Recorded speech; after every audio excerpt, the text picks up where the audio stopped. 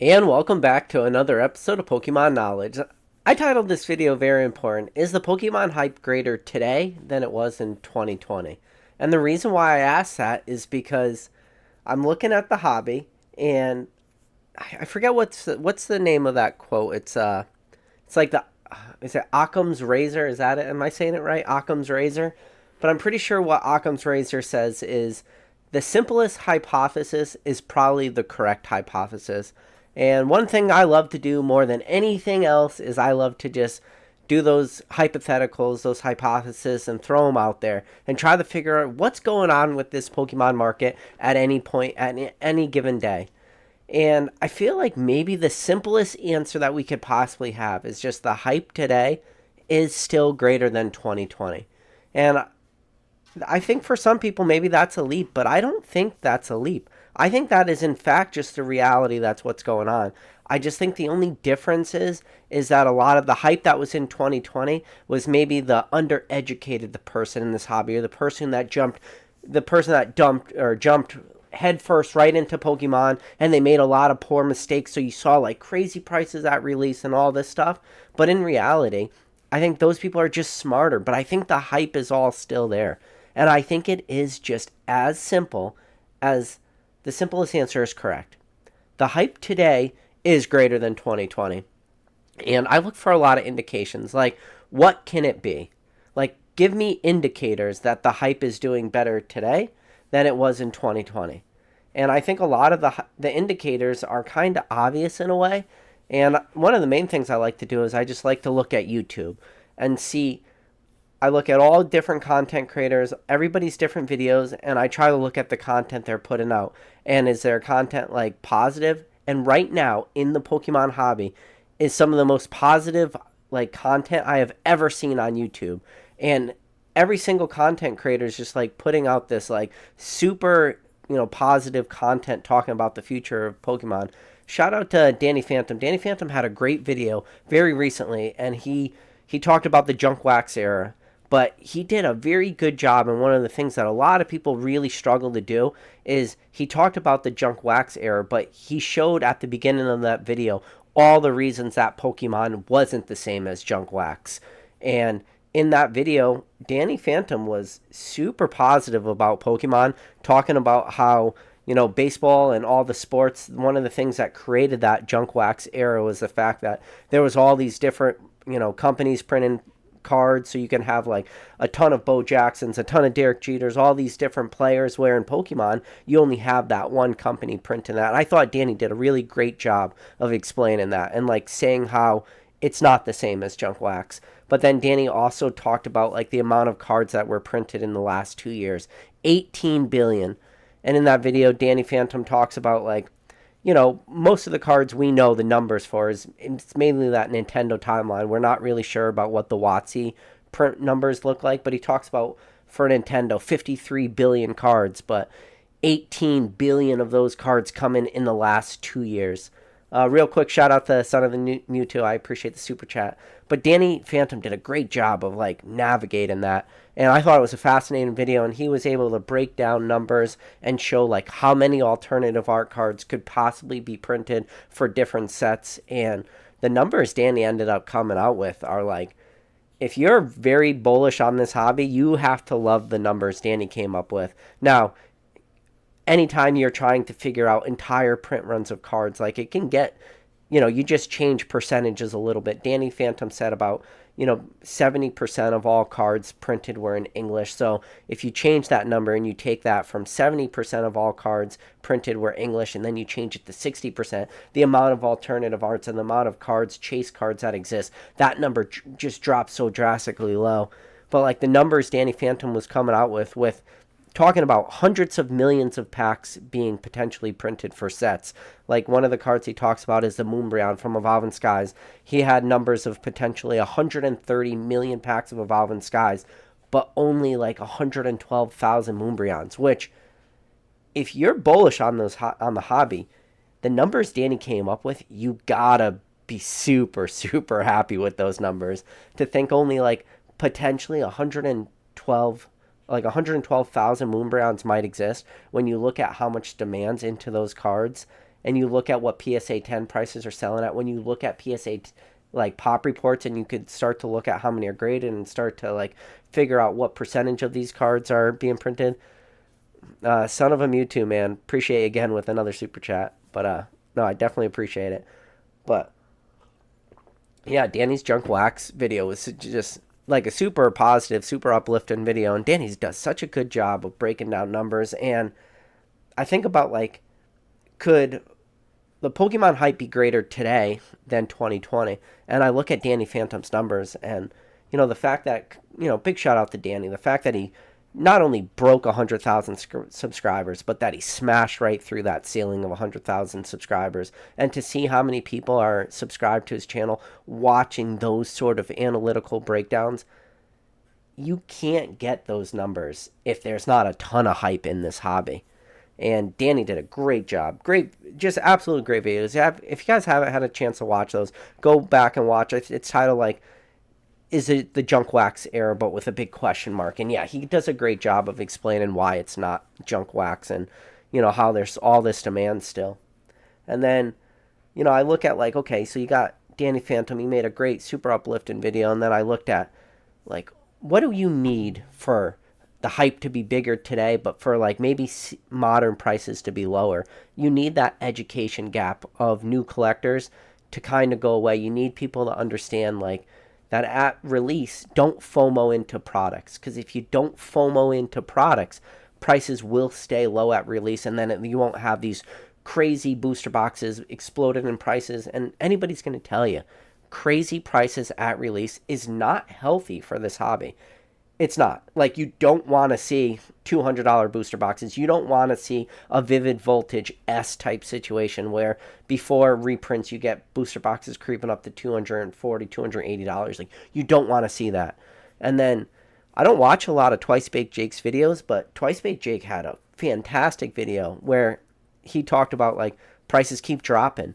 And throughout that whole video, Jake had such a good take where he talked about how prices were dropping, but he was doing it in such a very positive way, explaining to everybody out there that, and I think Jake sometimes like goes on a little bit of an extreme where he just talks about like fantastic prices. He gets so excited about all the prices that drop, but channels like him, because I feel like his type of channel reaches the more mass type audience, the newer collector.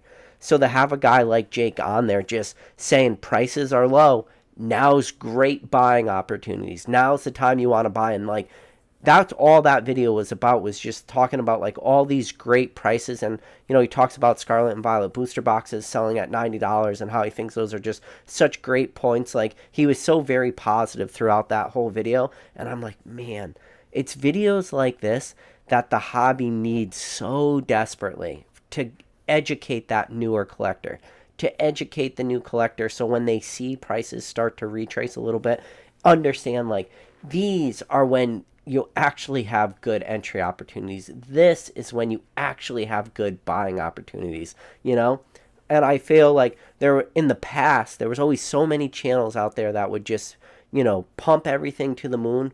But to see Jake finally, like a breath of air, where Jake is just like, now that prices are low, now's a good time to buy. And it just shows you how like absolutely bullish Jake is on the hobby too, Twice Baked Jake, and how he really thinks a lot of these prices are going to do good in the future. And I know he talks about like investing a lot in that video, but man, it was a breath of fresh air.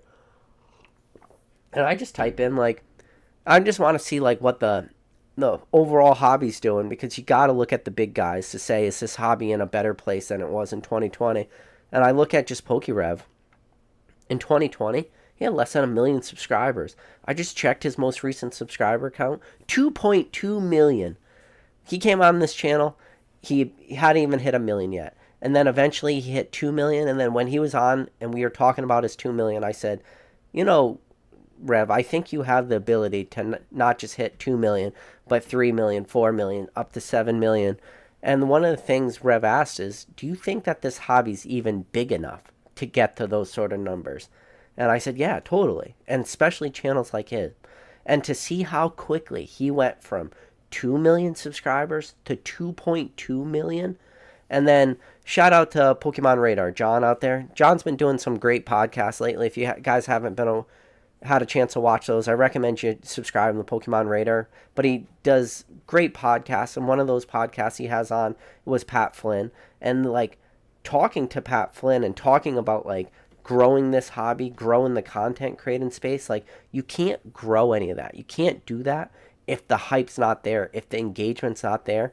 And these guys are really, blazing away for the future of that content. And I'm just looking at Rev and I'm like, man, 2.2 million subscribers for like a YouTuber doing Pokemon content in such a short amount of time. I really, really struggle with not getting to the fact that the hype is greater today than it was in 2020. And yeah, I look around. I wasn't able to find like any negative videos from any of the people that I follow. And even shout out to Dan, Catch 'em All Collectibles. Dan always makes great videos too. Dan had a couple videos talking about like 401ks because Dan loves talking about investments and stuff like this, the more traditional investments. But Dan falls in the same category as me. You talk to Dan, while he is very bearish on a lot of things in this hobby. Like I think he's bearish on the very, very long term. But in the now, Dan is one of the most bullish people in this hobby, whether he wants to admit it or not. When you look at all the grading plays he's doing, going after those Beckett Black Labels, seeing his most recent sales, seeing what his eBay is doing, seeing, the plays he's doing. And Dan falls in the same boat as I did. If you watch my last video is titled Something's Happening Here, but it ain't exactly clear. And all that video is how crazy this hobby is. The whole point of that video is just saying, I don't understand the prices. It does not mean I'm not excited about those prices. And I think Dan just falls in that same category.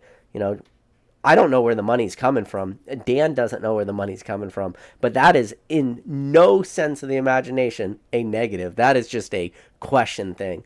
I have no clue where the money keeps coming from, but it keeps coming, and man, I'm happy it is. And there's no way you get all that money keep coming into this hobby, set after set, release after release, high sale after high sale, if there's not hype. And yeah, I mean, if you want to look at little indicators, you want to look at like the modern market, and especially for sealed, one of the most bullish people in the entire hobby when it comes to sealed modern is Rudy. And Rudy's like most recent video, Rudy made a video talking about how people were like not picking up this Scarlet and Violet stuff really cheap, whether it's Scarlet and Violet base or Paldea Evolved.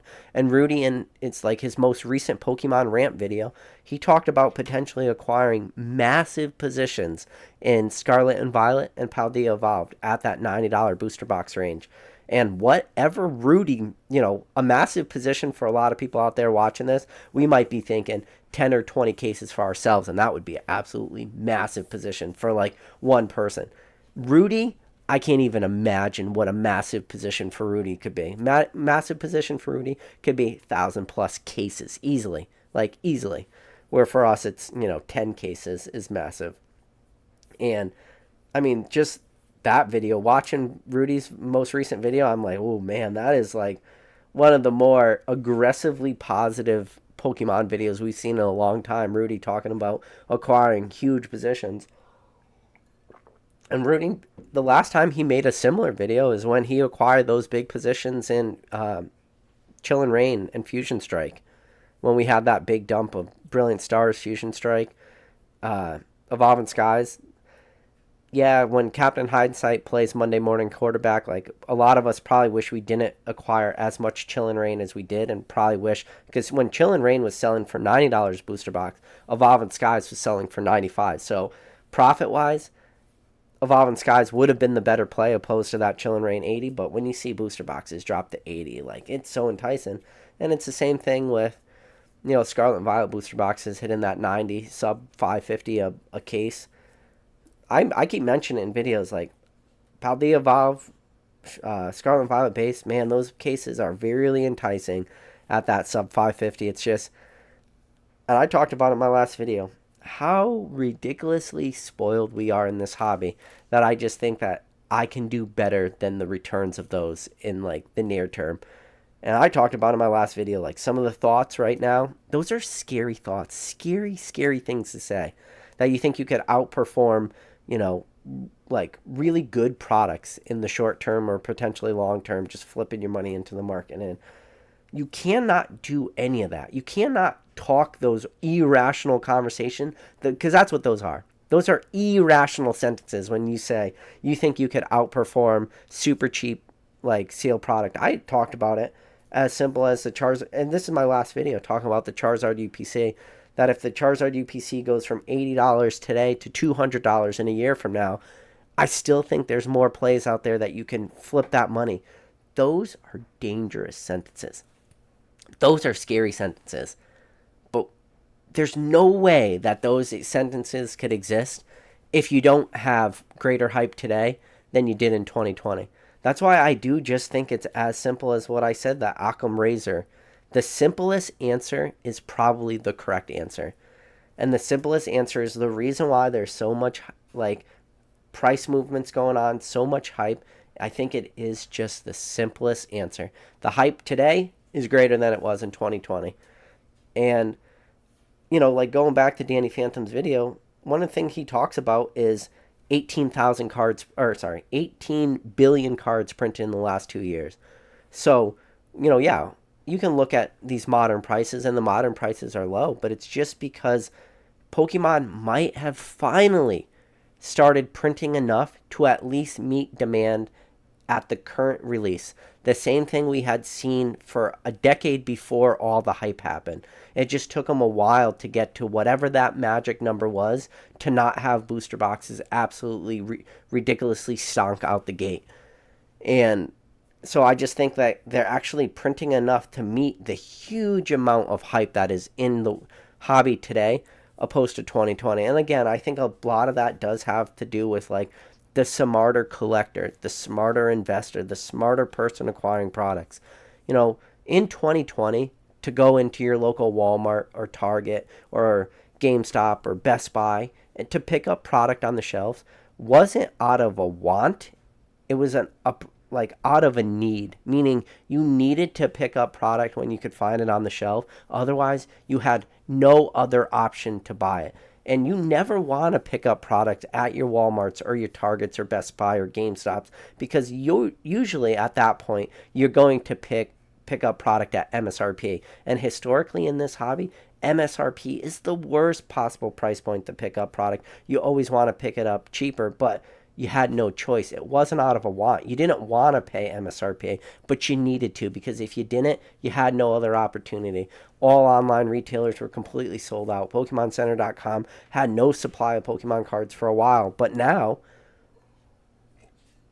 we just finally moved to like where the education in the hobby as from the collector base, the investor base is just finally grown to the point where people are just not allowing these crazy prices to happen. Now, finally, products will hopefully start to play out the way they maybe should have all along, meaning the way products should play out is if products available in the store, if products still available at distribution, prices will not be able to run away. The second products are no longer available at distribution, the second products are no longer available on the shelves, then they can have hopefully healthy long-term price increases. And I think maybe that's finally where we're at today. So, but all that's healthy. That's good. These are good things. And yeah, it's awesome. It's just crazy. It's crazy to think that in the greatest booms of booms, which felt like 2020, 2021 was, to potentially have that hype be greater today than it was then is ridiculous. And I have no other like real good metrics to judge this stuff because I'm still looking at your big sellers. I'm still looking at your P Football Pete's. I'm still looking at all these online retailers, seeing what they're selling, you know. And when I talk about the big guys, I'm talking about the people selling it for cheapest. Your P Football Pete's, your Safari Zones. Looking at like some of the Safari Zone like flash sales that pop up. And if you guys aren't following Pokemon TCG drops at this point, you're so late in the game, but still do it. Get yourself a X. I don't think it's called Twitter anymore. It's called X. Get an X. Follow Pokemon TCG drops on Twitter. He always is listing these great deals. it's amazing because he'll post great deals from Safari Zone or, one of these big online retailers. And if you're 20 minutes, 50, 25 minutes too late on the good deals and you click on that link, that page already expired. They're already sold out. It's same thing as like when he was doing all those Target drops, whether it was for the Rapidash V boxes or the Orbeetle V boxes. He was doing those drops, and like, if you didn't click on it that very second, you were shit out of luck. And you don't still get to this point in the hobby. It's like you don't get to this point where the good deals are selling out instantly if the hype's not still there. But when you follow Pokemon TCG drops and he has a Pokemon Go ETB up for $35, yeah, that's not going to sell instantly. But when he puts up a Pokemon Go product, whether it's the Walmart tins for $9.97, stuff like this, like even those go pretty quick. He, posted a bunch of loose packs and people were broken down. Execute V boxes or Executor V boxes. People were breaking down and selling packs for less than that $2.50 price point, which was phenomenal. But that didn't last that long. But a lot of people had trouble moving through those Executor V boxes because they were a little bulkier, had 4 packs in it. The main card, the jumbo, just cost too much to ship, so people were breaking those down just to save on shipping. And there was a lot of good deals to pick up Pokemon Go packs for even less than those Walmart prices. And, Pokemon TCG drops would list those, but even those would sell quick. And you do not get products still selling quick in 2023 if the hype's not there. And it's just crazy. It's crazy when you think about it. But yeah, I just wanted to talk about this and just talk about that Occam's razor mindset. Is the simplest answer probably just the correct one, that the hype is just stronger today than it was? And like I said, on YouTube, I can't find one content creator who's saying anything negative. It's crazy right now. And the only way that's possible, and the only way these view counts are staying so high, is people have to be engaged. The fact that I can go from a channel where I was lucky to get a couple hundred views per video, and that was on a good day, to now, between 1 to 2,000 views on a video is crazy. There just has to be that much more engagement, and that's even on the lowest end. But then I look at what Rev's doing, and his most recent video today, it's 150,000 views. 150,000 views. His old videos in 2020, he wasn't getting 150,000 views a day. He just wasn't. And that was in the peak of peaks and the booms of booms. And his channel is still growing greater today and at a faster rate than it was then. And the only way that that's possible is the hype must just be stronger today than it was in 2020. I just, like I said, to go back, I don't want to rehash too much what I said earlier in the video, but I just think the collector, the investor, I just think they're smarter. I think because everybody dove headfirst into the hobby in 2020, and some people dove in the shallow end and might have broke their neck when they hit the bottom of the pool. Yeah, there was definitely a lot of people did that, but I just think now people understand if you're going to dive into the pool, maybe it makes sense to dive into the deep end and not the shallow end and break your neck, as soon as you get in there in the 3-foot kiddie pool. So, yeah, I just think that's where we're at right now. But now, this makes it even more interesting, because if that is the case, if the hype is potentially stronger today than it was in 2020, and people are just becoming more, call it picky is a good way to put it. People are just becoming more price conscious, more selective. They're not just throwing their money at the wall and seeing what sticks. That brings up a whole new interest and narrative to this whole thing.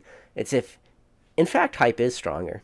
In fact, people are becoming smarter buyers. Then it just adds that one more layer to this hobby of how to navigate it even better. So understanding what are the best products, what are people going after, what are the cards people going after, and starting to get a feel of people's collecting habits and seeing what people are buying. What are people really buying? Just go on to eBay.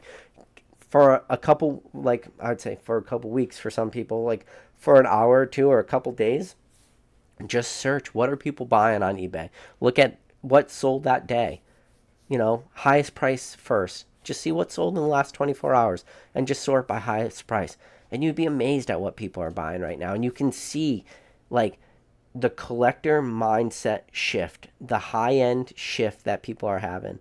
and it's fascinating to watch, and you can see it. And I sprinkle it a little bit into lives here, and like looking at like call it mid to high end cards, like seeing price increases on Mario Pikachu, seeing price increases on these Scream promos, and like seeing how drastic they've gone up. And then those are just two very small examples, but then you look at the overall market and you go, well, what other type of cards did the same sort of price increase like those?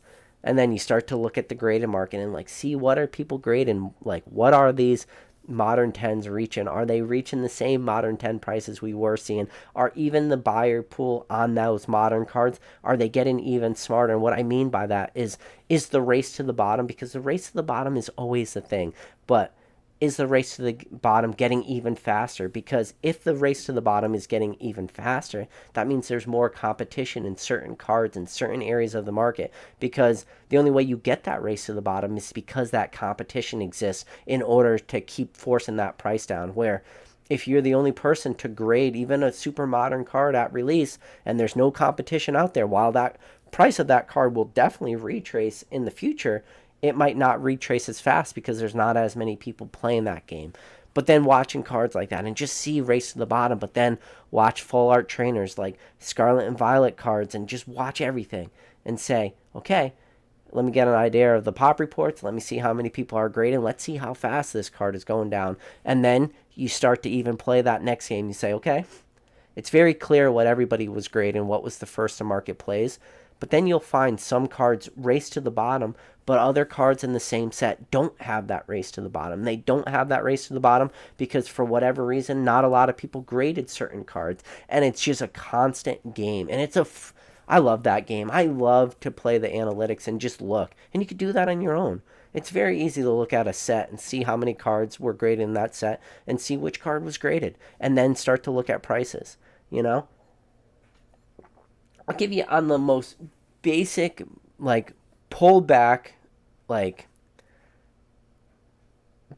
this is the most pulled back example of it. But a great, and I talked about this video recently, so I'll bring it up again. But Top 10 Pokemon made a fantastic video where he talked about prices of Celebration PSA 10s right at release versus the what PSA 10 Celebration cards were doing today. And if you look at all those cards, a lot of those cards are worth between 70 to 90% less than they were at the highs. Even the really good performing cards like your Charizard, which, shout out again the Dan Ketchum Collectible. My man is doing the Charizard play to all oblivion, trying to sell those cards for like between $200 to $240, and he's making an absolute killing doing that. But in that video at Top 10 Pokemon, the all-time sale of that card, the highest it reached, was $1,800. So even if you're doing that play today and you're cleaning up and you're making a ton of money, if you were that buyer 1,800, you lost a ton of money. But one of the cards that had literally the lowest price retrace and still was selling for greater than other cards were like non-hollow Lugias they're all hollows in Celebrations, but like the regular set card of Ho-Oh and the regular set card of Lugia were selling for greater than like the base set Venusaur and the base set Blastoise in Celebrations. Yes, I know that might sound ridiculous to a lot of people. Go back and watch that Top 10 Pokemon video and look at most recent sales of the Ho-Oh holographic from Celebrations. Yes, way less than the, Blastoise or the Venusaur, but it was selling for more than those cards. So, but the reason why it was selling for more than those cards is because the populations of those cards are just so much exponentially higher. So the very, very few people that kept grading Lugias and Ho-Ohs, just the normal hollows from that set, ended up continuing to have greater gains and had a lower retrace, even though those cards are population-wise. You get those cards almost every pack. It's only a 25 card set. And really, it's only 24 because the card number 25 is the secret rare Mewtwo. So you only have 24 options. You're going to pull a ton of those cards every time you open packs. But they had the lowest retrace only because less people graded those cards. More people felt comfortable doing the Blastoise or the Venusaur play. And they didn't feel as comfortable as doing something as just the normal Ho-Oh or Lugia. And that's why that Ho-Oh and Lugia are selling for greater than that Blastoise and that Venusaur. And the only reason that exists is population. But like that's a card. That's an example to tell you like why I look to see what are people grading, where are the opportunities, because that card is an opportunity. Now, that is as paper thin as you could possibly get. It doesn't take much to blow up the Ho-Ho and Lugia market from Celebrations. Like you like blow too much air on that thing, it disintegrates into a million pieces. But like that's the thing, like if the competition was there, that would be a card that would be selling for less than the price to grade. Like it wouldn't be a $15 card. But because there's not as many of those graded, because there's not the competition for those cards, prices are able to stay high. But that's not a question of could the competition be there if you wanted it to. If you wanted it to be there, the competition could be there. It just doesn't exist. So like that's an example. Like that's how I like to look at some of these modern sets and some of these modern markets and just saying, where's my competition? And yeah, I recommend you guys go back, watch that top 10 Pokemon video, and look at the sales of the Ho-Ho and the Lugia, and you would be shocked by it. But like that's an example, and that's one example. But the same thing works for like a lot of these modern sets too. But these are the dangerous games you're playing, right? Like, do you want to be that guy who graded a ton of Lugia and Ho-Hos from Celebrations and you get super lucky that they're selling for greater than the Blastoise and Venusaur? Like, you can do that play, but you can only do that so much. Like, even one person out there could potentially oversaturate the market for a card like that and destroy it just by one person doing that. It's crazy when you think about it. But, yeah. And Celebrations had the best sprint quality of any set. Now, those hollows weren't easy to grade, but they were not impossible. And so many people opened up so many of it. It's just a lot of people didn't send them. That's what it boils down to. Okay. I did it. 31 minutes of just ranting into the void.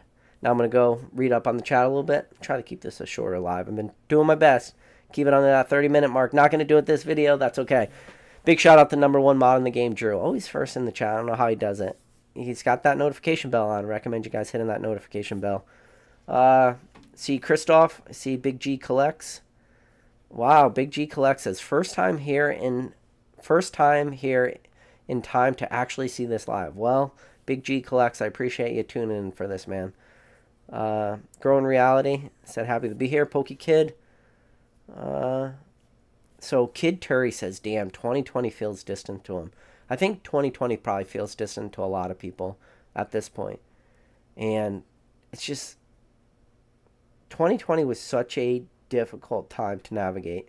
Like, man, there was a couple videos I made in 2020, like early 2021, where I kind of talked about like trying to reflect on those moments when you are still living in them. Like reflect on that market. And I'm still trying to do the same thing today because I think it's important to like reflect on the now. What are you doing right now today? What is going on in the hobby today? And trying to like understand when you're in a special moment. And I think we've just been in a special moment. Like I'm hoping this continues into perpetuity. You know, I don't have a crystal ball. I can't tell you that. Like it, and you know, shout out to SM Pratt. SM Pratt always says he's got 2 balls and neither one of them are crystal. And the same thing for me. Like, don't have a crystal ball. I'm not really sure, but I hope we could do this. Just kind of reflect in the moment and look at like current market trends, see what's going on and see if the demand's still there. And I think the demand is stronger today than it was at those crazy hype periods, you know? I'm looking at some of these all-time sales, too, of cards, and some of the all-time sales for a lot of these cards are still happening. That's why every single Monday or Tuesday I get an email from PWCC showing me the cards that hit all-time record-breaking sales. I should not be still getting those emails week after week after week of every time PWCC telling me which Pokemon cards hit all-time sales, but we are living in that moment today. And you can't keep getting record-breaking sales week after week if the hype isn't greater than 2020. Because you're destroying 2020 prices right now for a lot of stuff. And it's pretty hard to find anything that really pulled back. So, So Basic Trainer said, yeah, the talked about Occam Razor says, all things being equal, the simplest solution tends to be the best one. And I think that's what this is. I think the simplest solution is just the hype is greater than it was. And and I'm fine with that. I pray to God that that is in fact the truth. Yeah, again, another shout out to Son of a Mewtwo. I appreciate the super chats, man. Chris O said, PK, are you sitting on more cash recently, or are you still rolling profits into ever growing plays? Thanks again for sharing your eBay link to see what you're up to. Chris O, I am definitely rolling money into plays over and over, and I have very little. I keep making videos saying one of the most important things you could do is stay liquid in an e-liquid hobby, and I am as e-liquid in this hobby as I can be in a long term. I had like some opportunities to buy some cards that I've been really going after, but I just wasn't liquid enough to pick up those cards. And yeah, my eBay is open. I kind of stopped posting on eBay for a while because I ran out of cards to list. Like I only had like the cards that were kind of just sitting in a corner, and the cards that were sitting in the corner were old made cards, your SV001 promos, like all the things that I had in just mass graded piles that I hadn't listed on my other eBay accounts. And if I really wanted to keep growing the PokeKnowledge eBay account, which I should still do, the only problem is now I've ran out of cards to list that weren't just the extra bulky type shit that were sitting in a corner. Then I would have to start ending listings on my other accounts and start to list those cards on the PokeKnowledge, which I might, but I don't like that. I don't want to like end auctions on one just to relist on another. But I could potentially do that. But yeah, I'm just really at this point, I'm just playing the waiting game on some PSA submissions. If any of you guys have submitted the PSA lately, the turnaround times, oh, they are brutal right now.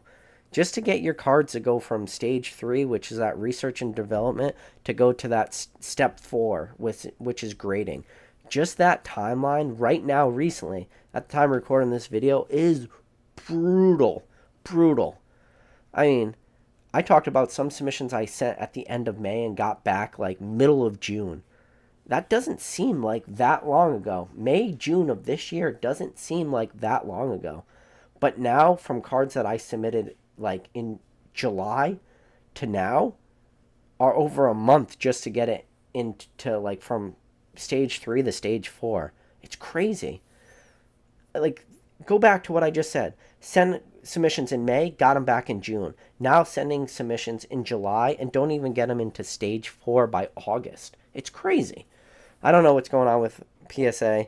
I don't know if it is a lot to do with the jersey or what, or if they're just focusing on sports cards, and I don't know. They're keeping prices relatively high, or not relatively high. They're keeping prices higher at that 15. Yeah, Growing Reality said Danny Phantom is one of his recent subs. Love his breakdown. Yeah, Danny gives good breakdowns and does it for a very large mass audience, which is something very hard to do. To do that spreadsheet type video can be like tougher type of content to pump out to the masses, but Danny's been fantastic at navigating that line of doing like spreadsheet, more analytical type videos, because really to grow your channel, the easiest way to grow it for a lot of people is to like do that pack opener, thing, to do the tons of giveaways. You're going to grow your channel that way. Giveaways every single video, pack open, stuff like this. Like for the large majority of this hobby, that's what people want to watch.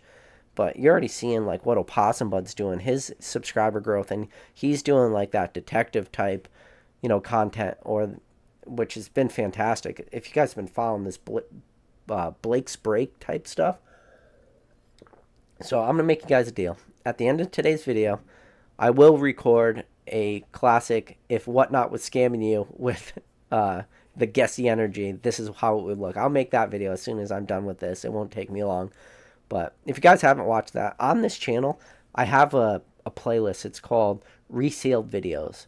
In that playlist is a bunch of videos where I talk about like how potentially you are getting scammed by Whatnot sellers or whatever. And I recommend you guys giving those videos a view. Now, some of those videos are poorly titled because it doesn't really tell you. I think some of them are titled like, you should watch this. And I probably should just retitle those to be like, this is how you could potentially be scammed on Whatnot, because I think that's probably like the type of videos people are searching. So Maybe I'll change up some of the titles of those, but you should watch those because it all shows you how somebody could be scamming you on screen by opening packs. Pokemon Collector, good to see ya. Local Los Collection says, first live in a while. I hope your family's good, PK. The new edition is doing awesome. He is doing good. He's finally, like, we just got him to that point where he's now sleeping through the night. If any of you guys have had newborns, once you could sleep through the night, it's a beautiful thing. But my wife's still on paternity leave. She doesn't go back to the end of August, so she's still doing that, like, 4 a.m. feed. When she goes back to work, it might get a little bit dicier. Like, we might have to switch off, or I might have to start waking up, do that 4 a.m. feed. So that'll be rough. Let's see. So speaking of basic trainer, if you're out here watching this video right now, you're supposed to be on the live. We're supposed to have a PK basic trainer rant session. What's going on? I already got the thumbnail basic trainer. That's the hardest part, making the thumbnail. The conversation, the flow of the conversation between me and basic trainer, that's the easy part. But maybe basic trainer is just afraid to come on and let me know that, MetaZoo has finally, kicked the bucket. It's time to stick a fork in it. MetaZoo, you're done. Keith Hastings, good to see you, man. He said, what's up, PK? Glad to finally make a live stream. Hope all is well, buddy. As someone that is just getting back into the hobby, seem alive and well, bigger and more positive than ever. Definitely. I'd say the positivity in this hobby right now is definitely all-time high. It's like I said, it's next to impossible to like find the negative videos right now. So, yeah, I think everybody's like on the same page. It's good. Like there was a lot of decisiveness and stuff, but I think all that's kind of gone away at this point. Chevals says, hey everyone, listening to PK gulping water in 2x. Yep, pretty much. I can't watch my own videos. I just can't do it. I don't know how you guys do it. But, Son of a Merc says, PK, is there a percentage you put back for a profit versus reinvesting into something else? Or if it just whatever you're feeling at the time? I wish I could give you like a super analytical, super in-depth answer, but no, it kind of is like whatever I'm feeling at the time.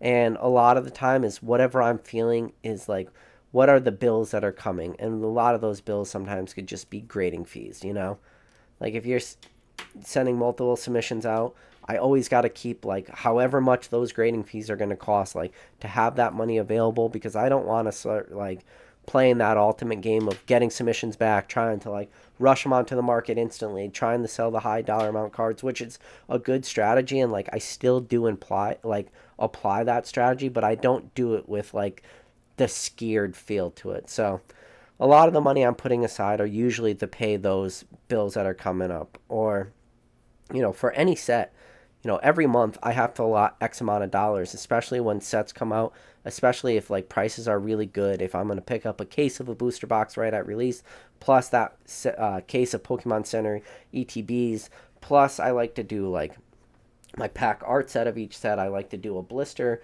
pack set. I like to do a 3-pack blister set. I like to do a sleeve pack set of like whether 4 or 5. So when you talk about all those things individually, maybe it's not crazy, like $600 for a case of booster boxes, $230 for a case of Pokemon Center ETBs, $20 for 5 sleeve blisters, $10 for the 2 check lane blisters, another $26 for a set of the 3-pack blisters. And then when you start to add all those up and you're like, oh man, that's like closer to $1,000 and further away from $1,000. And then you start to add in like, okay, I got $2,000 worth of grading fees hitting me this month. So that's $3,000 need to be allotted. So like I kind of do it with that mindset of just how much are the bills, call them bills. They're not really bills, but like how much are the fees and bills that I'm going to have to pay this month.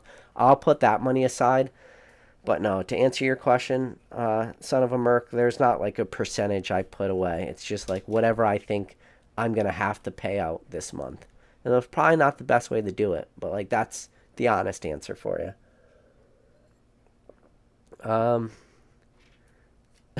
The Gengar Master said, can we all... Let's see. Let's see. Shrug Nasty said, PK, do you think it's all hype, or is the market also being driven by FOMO, speculation, misinformation, etc.? So, I don't know, like driven by FOMO, maybe for like Japanese sets because people are so removed on how to source that product. So I can definitely see like FOMO still existing for Japanese product. English, like what in English right now do you feel you need to FOMO into? Like 151 is going to be readily available. I don't think 151 is a FOMO thing. Like maybe for anything relatively semi vintage, and this is I'm going to take a real leap saying semi vintage talk and I'm not even going to say semi vintage. I'm going to say modern product that's no longer in print. So like Sun and Moon XY type stuff. So could there be FOMO there where people are looking at some of these Sun and Moon booster boxes, some of these XY booster boxes and saying, now might be my last chance to ever pick up some of these? Sure, I could give you FOMO there. But for like anything super mass produced, super available, like currently available at distribution, currently coming out, upcoming sets, I don't really think there's FOMO anymore. Speculation, sure, there could be speculation. I just talked about those Chinese collection box Charizards. Oh my god, Chinese collections Charizards. Not good, not good, not good at all, guys. Like, I'm going to be speculating in those things again. That's what's going to send me in the poorhouse. Fucking Chinese collection boxes. Marnie boxes, Lily collection boxes. That's the stuff. That's going to be the breaking thing for me. Misinformation. Ooh, I don't know. Misinformation. Yes and no. Like, there's definitely some misinformation. Some of it's way worse than other. You know, you can go on your Reddits, go on Pokemon TCG on Reddit, and there's a lot of misinformation there. Like, one of the things that is like one of the most common things is people always like to list their cards, ask if those cards are fake or not, and some of the misinformation that could be for fake cards is crazy. So yeah, it's hard to say. Mason Berry, hot take, said Pokerev and Leonhart does more for the hobby than any sort of advertising Pokemon does for themselves. I think that's a fair assumption that Pokerev and Leonhart are greater advertisers than Pokemon themselves. Growing Reality said the waifu tax trend is one thing that baffles me. Yeah, hey, I got my feelings on the waifu tax. There's other people have their other feelings on the waifu tax. So I think some people really want it to be more organic than I think it actually is. So Orniter said Rudy's video today. I didn't watch Rudy's video today, but he said he just put 500K to 1 million in the last few sets. Yeah, and he talked about that on a couple videos before that. He's planning on making that move.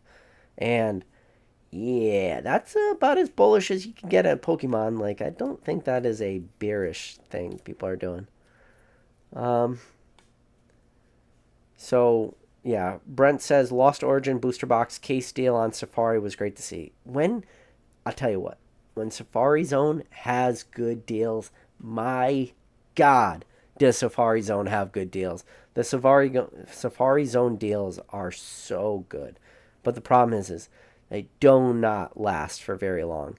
And a lot of times when Pokemon TCG drops will drop Safari Zone deals, they go so fast, so fast. But yeah, shout out to Pokegal. Pokegal knows the owner of Safari Zone, and like if you get in with the owner of Safari Zone, she's a real good person. Like, so I'm told, and like they do some awesome stuff. Let's see. The Gengar Master says, I really think the waifu trend is coming straight from Japan. Westerners seeing more money and adds to the hype. It definitely adds to it. I would definitely say that has an impact of it. 100%. The Japanese waifu market is I don't know enough about it. I get very nervous like trying to navigate that market. Class All 12 said the Celebrations Hollows are impossible to grade in a 10 and no one does it. I would not say they're impossible, but I would agree that no one does it. But if you can find a clean one, it's 100% worth it to grade. Problem is maybe less than 1% of raws are actually 10 worthy. I think that number is way too low. The number of raw hollows that are worth it to grade, assuming you sleeved them and took good care of those packs when you were opening them, that percentage is way, way higher than 1%. It means 1 out of 100 are gradable? No way. Celebrations had fantastic print quality. The amount of those cards that are gradable is way higher than 1%. It's way higher than 1 out of every 100 cards. In my opinion, like, yeah. So Joshua Christian said, "Do you have a monthly budget for spending on Pokemon?" No, I don't. Sorry, no, I don't have a monthly budget. When the good deals present themselves, my budget drastically changes, and I will go much harder into stuff if I think a good deal happens. And sometimes I won't even be a buyer of a product until that good deal happens. I talk about it as recently as Silver Tempest Build and Battle Stadiums that GameStop released at $19.99. Build and Battle Stadiums, you get the 2 Build and Battle box, so that's 4 packs each, plus like the starter deck bricks with the promo on it. So that's 4 packs, plus the extra 4 packs. So that was 12 packs of Silver Tempest for $19.99. Before that deal went up, I was not a buyer of Silver Tempest Build and Battle Stadiums. But the second that deal went up, I became a buyer of a product like that. So do I have a monthly budget? No. It really is going to be set by set, release by release. If I see a product that I like, if I see something that I could potentially collect, invest, flip, break down, grade promos, whatever that product is, I don't have like a monthly budget. When it comes to buying those products, my budget is inherently just whatever I have for available cash at the time, and that drastically varies. Drew, the number one mod, said, basic trainer, number one guest, yeah. So Pokesnipe says, good for you, man. I know some coworkers where their kids don't sleep through the night even after they are 1. I am very lucky. Both my kids, knock on wood, are still sleeping through the night, so that's still a good thing. Big Boba said, positivity at all-time high. What is this, CNN? Oh, love. Or he said, or MSNBC. Like it. You could only ever say this market is burning and crashing. Busy Bee says, what up, PK? I bought a base set Raichu and Pidgeot in 2017 on eBay for pennies as my first Pokemon card since losing my childhood collection. We share the same nostalgia for Raichu. Couldn't do any better buy than Raichu, my friend. That is a best buy. Best card in the game. Best card of all Pokemon, base set Raichu. Anybody who says anything else in the chat, they're lying. Science Guy 87 says, PK, do you think the Charmander promo and the Obsidian Flame CTB is going to beat the fuck up like the Pikachus and do you think the Charmander promos and the Obsidian Flames ETBs are going to beat the fuck up like the Pikachus and Paldea were? Maybe. I thought Paldea Evolve, like Pikachu promos, would be better conditions than they were. I opened an entire case of Pokemon Center ETBs, only 4, but I mean mine were barely worth it to even send away. I wasn't able to send any of them at any express tiers. Everything went away at bulk. I'm probably going to get stuck with maybe a couple 9s, maybe an 8, and if I get super lucky and I have like a generous grader that day, maybe I'll get a 10, but they're long shots. And you look at things like the Charizard UPCs, how beat up those promos were. So while I hope that the Charmander promos from the Obsidian Flames ETBs are gradable, I'm leaning towards they probably won't be. And, before you talk about Charizard UPCs, you look at like one of the other exclusive ETB promos that I was looking to grade was that Greninja Gold Star. If anybody tried to grade Greninja Gold Stars were so off-centered, every single one of them. So many of them had issues even to today, those Greninja Gold Stars are still carrying a strong premium just because of how, incredibly hard those were to grade. Oh no, drop to the bottom. Stop doing that. Let's see. PokeKid says, how do you feel about Chillin' Rain these days? I like Chillin' Rain still to this day. It is Chillin' Pain when you open that product, but when you look at the set list, it's still a strong set list. I did try to sell some Chillin' Rain cases to the same guy that buys all my product. He is like a pack breaker, and he wasn't willing to take Chillin' Rain Now, that is very, very anecdotal because that is just one person that I sell stuff to. And the only way I was able to get him to take a Chillin' Reign case is I had to like package it in with other booster boxes that I was selling to him. So I still like it. I'm really, really trying my best to lower my position in Chillin' Reign because for a while I definitely felt like I was over leveraged in a way in Chillin' Reign, or at least it was just too many of my booster box collection. Like I don't sit on a ton of cases, but to sit on my largest position being in Chillin' Reign, that was definitely something I want them pull back to. And eventually going into the future, I would like to at a most only be sitting on like 2 of the 3 Chillin' Reign cases. I'm still a little bit above that, but I hope to one day like get it to that 2 of the 3, and really in reality like maybe eventually just get it to 1. Like I don't know future plans are what my future plans are for all these booster boxes, but maybe just doing 1 case of each set moving forward. I'm not sure.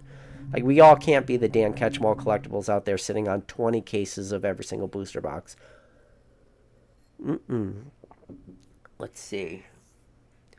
Uh, let's see. So Daniel Yao says, "How do you feel about the Yokohama Worlds deck selling at 15 times MSRP? How are the Japanese products this insane? I'm not familiar with that market. I can't even tell you if I know exactly which World deck that is. So yeah, sorry, I can't be more helpful on that one." Hackzack says, "PK, so I've been working on getting into buying singles to flip as slabs, and I just cannot get past the difficulty of soundly sourcing tens when anything 10 worthy is priced where it's 10 or bust. What are you buying? Like, what tens are you sourcing? Are you sourcing WotC tens? It's going to be really tough. If you're sourcing modern cards, the best way to source modern cards is you got to find somebody who did mass openings or somebody that has multiple listings of a single card.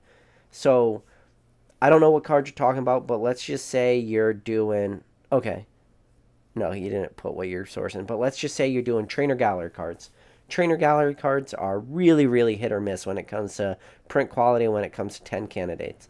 So let's say there's a trainer gallery card you're really speculating on, and you want to pick up a bunch of those. My recommendation to you is to find a seller at release of that set, whether it's Lost Origins, whether it's Silver Tempest, whether it's Scarlet and Violet, whether it's Paldea Evolved, at release of that set, already identify the card you want to acquire positions in and find that seller who has like listing quantities of 10 or 15 and just buy them out. Even if you got to spend 10% higher than market, just buy them out because more likely than not, your best chance of grading 10s is going to be from those type of sellers, in my opinion. You can still go that TCG player route and again, try to find people that have a ton of them, buy from them or buying them straight from TCG player themselves. Once you start to do that, the condition quality of these cards does start to get a little bit dicier.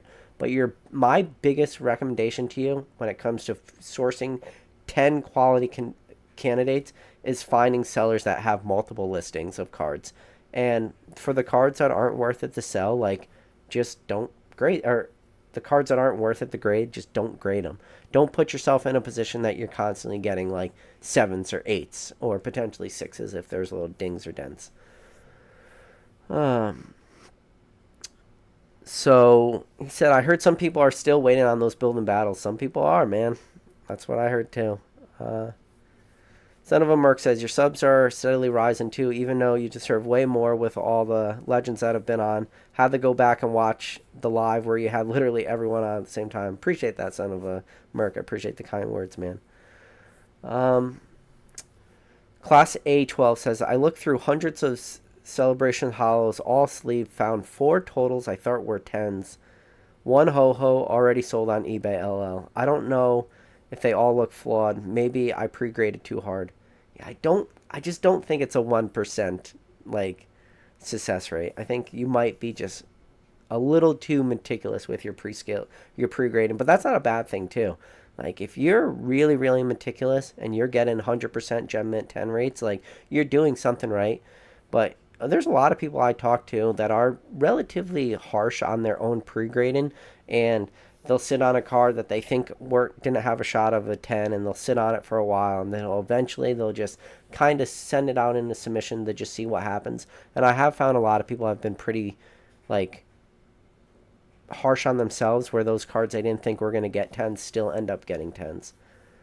But, like, that's one of the best things you can do in this hobby too, though, is just get super familiar with, grading scales. When you get really, really good at grading scales, and you can really start to, like, understand which cards are going to get 10s, which ones aren't, like, it opens up a lot for you in this hobby for sure. But I mean, you could be right though. I mean, they could be a lot harder to grade than I originally thought. Um, so Reese Paul says, I've had an 81 card submission with PSA.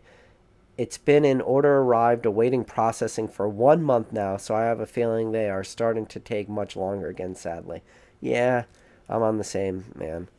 I mean, there was a while where it felt like they would get your cards in on a Monday, and by Wednesday they were in the grading stage. Like Monday, I don't know what's going on. I think it has probably something to do with the fact that they're shipping a lot of these cards to Jersey.